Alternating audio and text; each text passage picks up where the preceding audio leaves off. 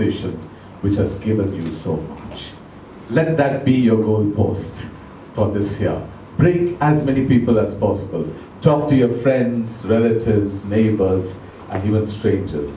You are a Toastmaster. Never tire of talking onto our Toastmasters. President of the Indian Club Toastmasters, and who is the acting president of the Talking Matters, is not here today. Executive committee members, members of the Indian Club Toastmasters and the Talking Matters Toastmasters, senior Toastmasters present here this evening, past and present leaders, honored guests, a very good evening to all of you. Good evening. I must thank Toastmaster Ravi Shankar, who has persistently invited me to come here to this club. And somehow you said it was cold, hot and cold. Perhaps it was blowing cold. But today I'm very happy to be here and in front of all of you, really humble in front of this array of Toastmasters here. Can I have a glass of water? Yeah.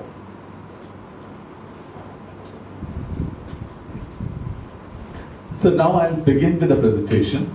So I'd like to ask the time manager to start my timing device now. Otherwise I'll be way out of time.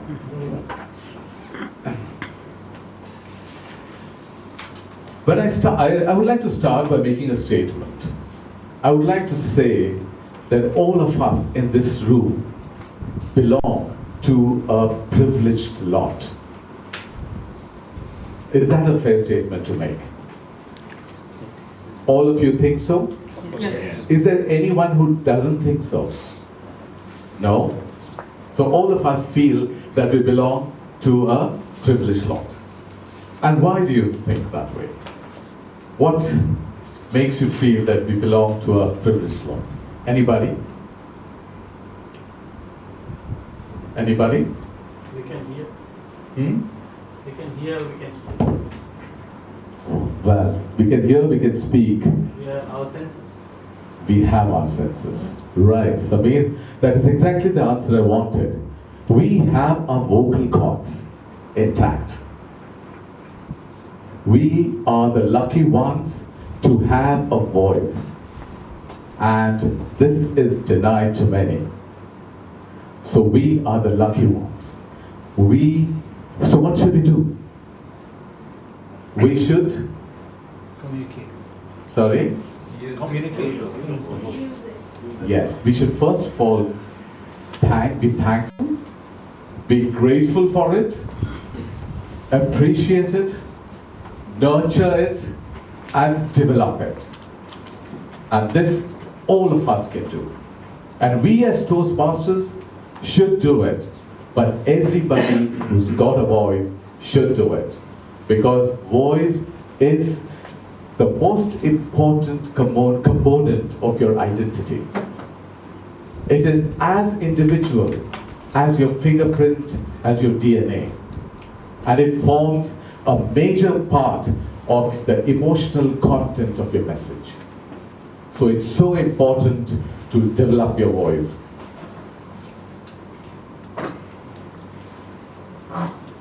So, what kind of a voice do we have? Do you have? Well, when you ask this question, everybody just downplays themselves. They said, oh, I don't have a good voice. My voice is very shrill. My voice is squeaky. I have a very soft voice, and this and that, Perhaps because they will be asked to come up and speak. Maybe this is the reason. But this is what they say. But that is not the case. Everybody has a good voice, and speakers should develop their voice that enhances their words and attracts listeners' attention. So when you speak, your word should be articulated. Every word should be clear.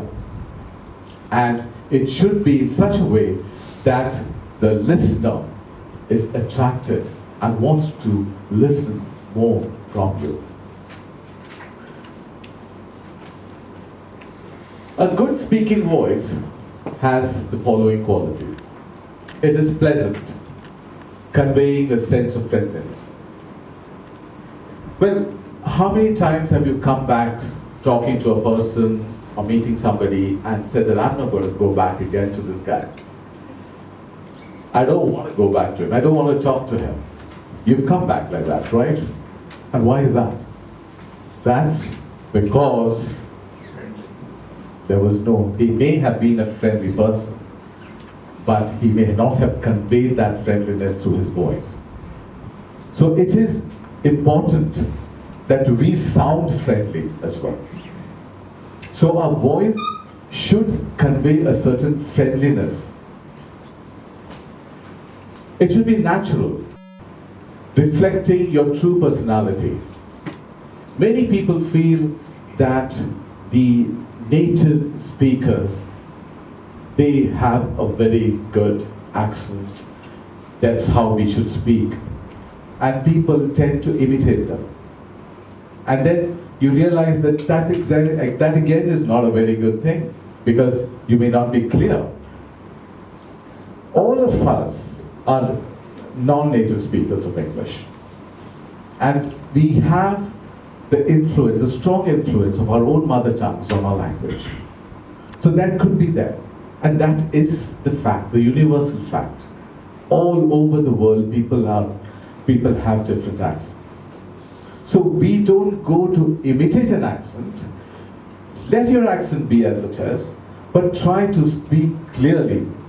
Be natural and be sincere in what you say. And then you will come out effective. Forceful. It should convey vitality. Lots of people feel that speaking loudly, shouting. I know of some TV anchors who do that. Shouting their way off. They think that they are very forceful. That is not the way. You should be strong. Your voice should be projecting vitality, not just shouting. Even it may be a soft, it may be a low voice, but it should be strong. A good speaking voice is expressive. You need to be expressive, demonstrating various shades of meaning. It should not be monotonous. You see, every thing that you want to say means something. And if it means something to you, that emotion will be seen. So you should feel that. So when you feel that, you will bring out that emotion. So if you speak in a monotonous way, that is going to be a little boring for people. It should not be emotionless. It should not be monotonous. And it should be easily heard. I think everybody should speak in a way that they get their message across at the first time. If somebody is going to ask you, come again, sorry, I did not hear you, then you are not conveying the message. That is, you are not speaking in a proper way. So when you know that when people are asking you again and again, you know that you are not conveying your message. So it should be, sometimes the volume is low, but sometimes the articulation may not be correct. You need to articulate. What you need to do is project your voice. And how do you do that? Find your focus. What is find your focus? Now, this is quite a big hall, and I've got a mic, so that's not a big problem. But without a mic, I think I would need to shout, or need to speak a little louder. So I need to find a focus over here. So what would the focus in this room be? Perhaps just beyond the center of this room, somewhere where Gil is sitting. So you need to find that focus and focus your speaking to that person. So you would necessarily need to increase your volume, right? So as you increase your volume and speak to him or her, then the whole room fills up, and everybody in the front rows and the behind rows are able to hear you. And you should forget the fear. If the fear is there, what happens? Your muscles, all of these muscles over here, they tend to become tense. So when it is tense, and your voice becomes weak, and so then your presentation becomes weak. So no, don't have the fear. Just let the fear go.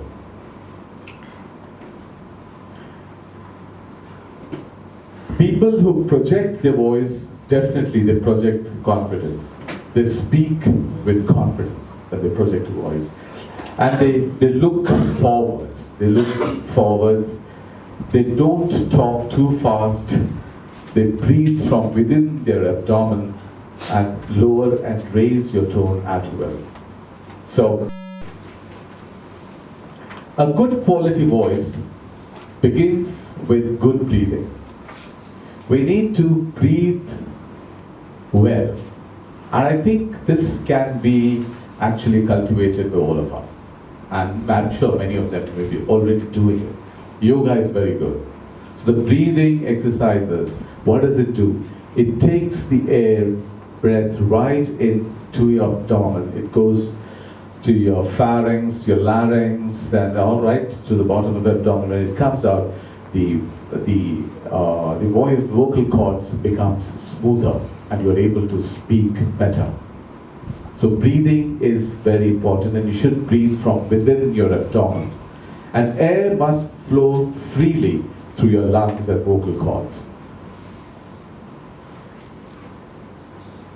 Posture has great impact. If you droop when you speak with your shoulders hunched and your head down, your lungs and vocal cords are all blocked and the airflow is reduced. So stand straight, head straight, shoulders back, and that is a good posture for you to project your voice in a very effective manner. What are the characteristics of a good voice? Volume or power, pitch, rate, quality. Let's look at each one of them. Volume. Speaking too loudly could bother the audience. As I said before, don't shout. There's no need to shout. You need to raise your voice to the extent it is heard properly.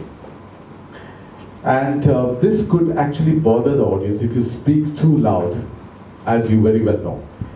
And speaking too softly could also irritate the audience, because they may be straining themselves to hear you. And after a certain period of time, they may just give up on that, and they may just black out. So the volume depends on the shape and size of the room, as I just said. So if you can, project your voice according to the room, then that would be the best way to speak. Pitch. Pitch is how high or low on the musical scale. We all like music, don't we? We all like songs, we like to sing. And why is that? That's because there is this various pitches. It's high, it's low, it sounds nice. It becomes musical.